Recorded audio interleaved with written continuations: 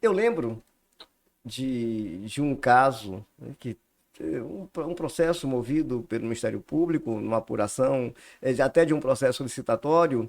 Eu não lembro mais exatamente assim, as características do edital, né, de licitação. Mas era mais ou menos assim. A licitação era para adquirir material escolar, por exemplo. Uhum.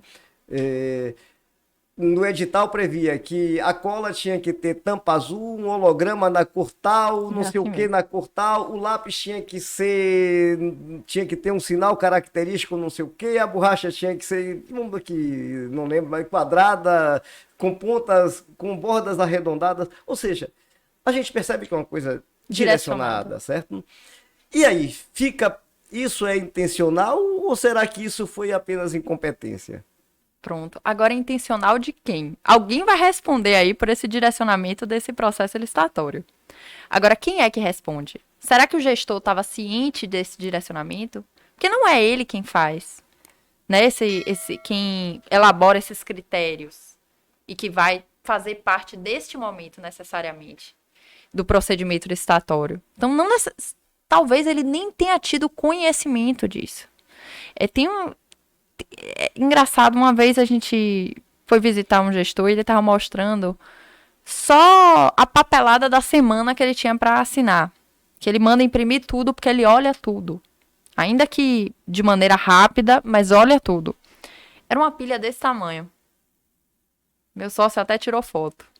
Então, assim, não tem como. É impossível a gente cobrar de um gestor que ele esteja ciente de tudo o que está acontecendo. De não necessariamente esse direcionamento foi praticado por ele. Não necessariamente ele sequer vai ter ciência. Assim, alguém pode ser e deve ser responsabilizado. Esse agente público que promoveu esse direcionamento desse certame, ele vai responder em âmbito de improbidade administrativa. Inclusive, possivelmente em âmbito criminal. Mas não necessariamente o gestor. A gente tem que lembrar que o gestor, embora ele exerça a administração pública, ele não se confunde com a administração pública. Tem outras pessoas que vão exercer. Então, aquela pessoa responsável é quem deve ser responsabilizada. Nesse caso, não necessariamente vai ser o gestor. Ele pode ter tido consciência e vontade, e intenção, né? E aí, demonstrado isso, demonstrado que ele agiu conjuntamente, aí ele vai responder e deve responder efetivamente. Mas não por todo e qualquer ato. Agora, veja, Karina, o que que eu entendo? Um gestor, né, precavido, o que que ele faz? Porque observe o seguinte, quando você tem um processo licitatório, vou botar aqui, da Secretaria Y, a Secretaria Y, as pessoas que elaboram o edital, pertencem à secretaria, são pessoas ligadas muitas vezes àquele secretário, tá? O que que tem que ter no órgão, no município, estado, não importa o que. O que que teria que ter? Uma comissão independente que obrigatoriamente tivesse que revisar cada processo licitatório de cada secretaria, de cada gestor, tá? Porque aí esse prefeito teria mais tranquilidade, porque ele teria um corpo técnico Uhum. desvinculado que teria a responsabilidade de analisar todo o processo licitatório para impedir que coisas dessa natureza aconteçam.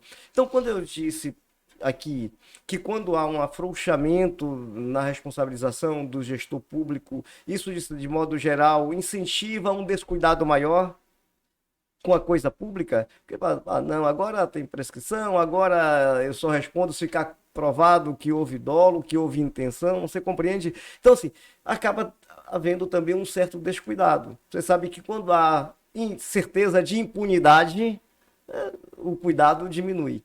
O que que eu quero colocar aqui? Que quando você tem um olhar mais rigoroso na administração pública, faz com que o gestor ele seja mais precavido, ele nomeie uma comissão independente para analisar, para que coisas dessa natureza não aconteçam, porque ele sabe que a responsabilidade é dele, gestor. Ele é o chefe maior. Ele é o comandante. Ele é o comandante. Ele é que está com a batuta para reger a orquestra. A batuta é dele.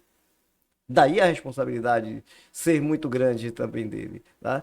Aqui eu estou colocando um ponto de sugestão, tá? Sim. Para que se resolva o que vocês, se ele não tem condição, ok. Mas ele tem condição sim de criar mecanismos de um maior controle. Você percebe? Ele pessoalmente não tem condição, mas ele tem condição de criar mecanismos. E eu acho que a discussão tem que ir por esse viés. De quais são os mecanismos que a gente pode adotar para resguardar a administração pública, para resguardar essa probidade que a gente está esperando, né? Mas não responsabilizar necessariamente esse gestor por todo e qualquer ato. Porque eu acho que isso justamente vai de maneira contrária a essa eficiência que a gente está exigindo desse gestor. Eu jamais iria querer ser, assim, não tenho nem essa pretensão, mas, sobretudo, se eu respondesse por qualquer ato de qualquer pessoa da administração, porque eu tenho uma batuta, né, no final das contas, porque eu tenho uma caneta na mão. Então, eu acho que isso vai tolir esse gestor, né, para que ele seja menos eficiente. Então, por exemplo, nessa situação do dolo, da inclusão do dolo agora, já era, tá previsto, só o tipo que gera dano ao erário é que poderia ser punido a título de culpa grave. Culpa grave cabe para qualquer juiz dizer que há culpa grave, porque, como eu disse, né, sob o olhar atento do gestor, desse gestor onipresente. Então, assim, agora quem vai responder é quem praticou aquela conduta individualizada, né, com a intenção de gerar aquele dano, e não o gestor pela simples função de gestão. Eu acho que se a gente bota esse gestor responsável por todo e qualquer ato, pelo simples fato da responsabilidade do cargo dele, ele responder por todos os atos da administração, porque ao fim e ao cabo a batuta está na mão dele, a gente vai tolir a administração desse gestor. Então, quando a gente resguarda essa responsabilidade para que ele responda tão somente no seu âmbito de responsabilidade, efetivamente, a gente está resguardando também uma gestão eficiente, ao meu ver. Né? Você está permitindo que ele responda dentro do seu nível de responsabilidade, em parâmetros constitucionais. Então, eu acho que nesse aspecto foi positivo, mas assim, é como eu disse, ainda há muita resistência na aplicação de diversos dispositivos. E assim, as presunções sempre aconteceram. Então, antes você tinha uma culpa grave, que poderia responsabilizar um agente público por ato de improbidade administrativa, e dando um exemplo, por exemplo, de uma punição altamente antecipada. Uma das consequências de um ato de improbidade administrativa é a reparação do dano e uma aplicação de multa, por exemplo. Então, o STJ, ele tinha sedimentado já o entendimento de que para você restringir o patrimônio, desde sede de investigação, antes mesmo de existir uma ação por ato de improbidade administrativa desse gestor, desse agente público, para garantir uma possível condenação, você poderia presumir a necessidade de restringir esse patrimônio dele para assegurar essa condenação. Então, dizia que você presume que há um dano de dilapidação do patrimônio.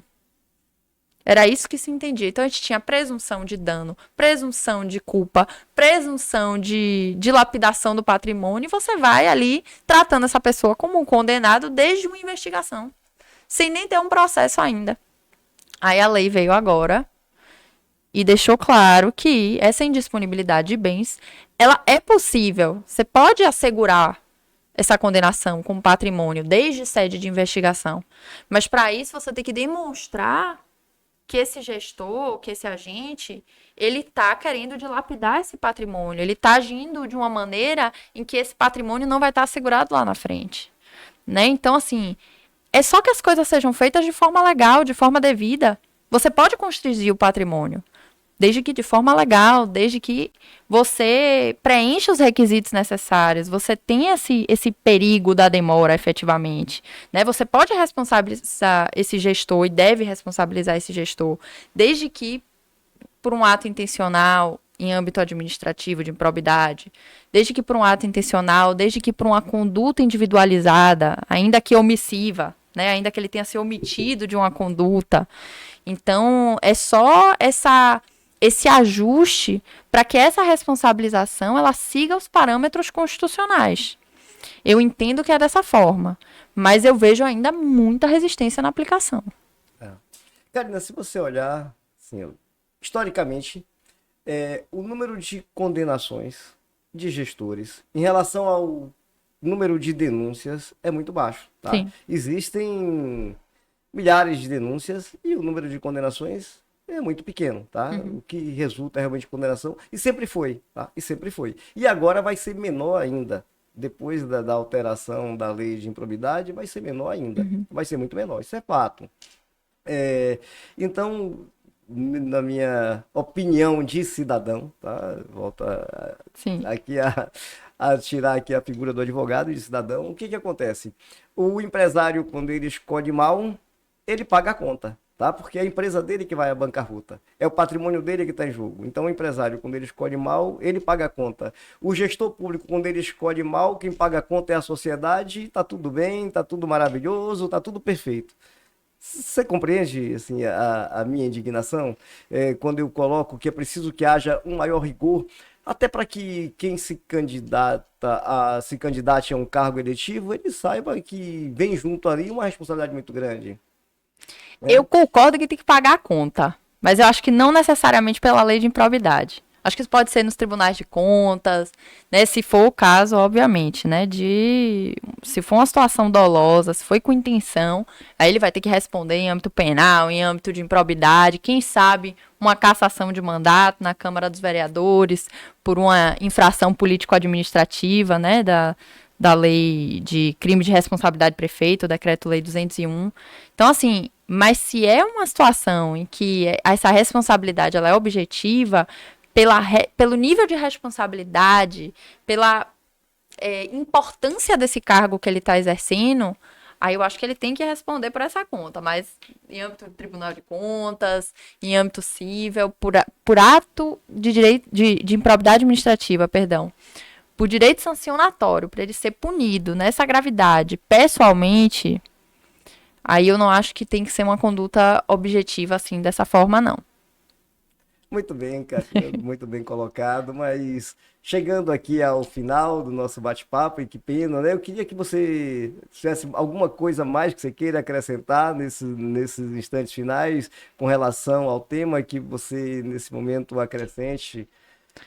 Bom, eu acho que trazer mais esse viés realmente, assim, a gestão, ela é um cargo, gestão pública é muito importante, a gente vive um sistema republicano, a gente tem que exigir dos nossos gestores uma atuação proba, moral, eficiente, né, mas o que eu quero trazer é que essas garantias, essas que ainda são tão incipientes, ainda são pouco reconhecidas na prática, né? A gente ainda está engatinhando, mas que elas também preservam o voto que foi dado naquela pessoa, né? Elas preservam também a eficiência dessa gestão pública. O gestor ele precisa se sentir seguro de que ele vai ser responsabilizado na medida da sua responsabilidade, para que ele não fique tolhido na administração pública, isso também não pode acontecer, né? Seria uma faca de dois gumes nesse aspecto.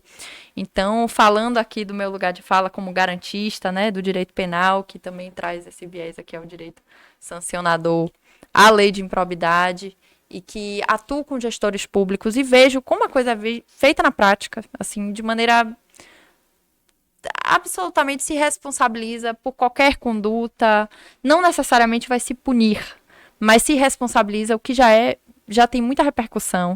Inclusive, o Adi, ainda que não haja uma condenação definitiva, ainda que não transite julgado, esse gestor ele vai ficar anos inelegível. Ele pode vir a ficar 8 anos inelegível depois do cumprimento. Então, assim, é muito tempo. Você acaba com a vida pública de uma pessoa que não necessariamente praticou um ato com intenção, que não necessariamente ao final vai ser condenado, né? Então, eu acho que tem que ter muita responsabilidade na hora de responsabilizar.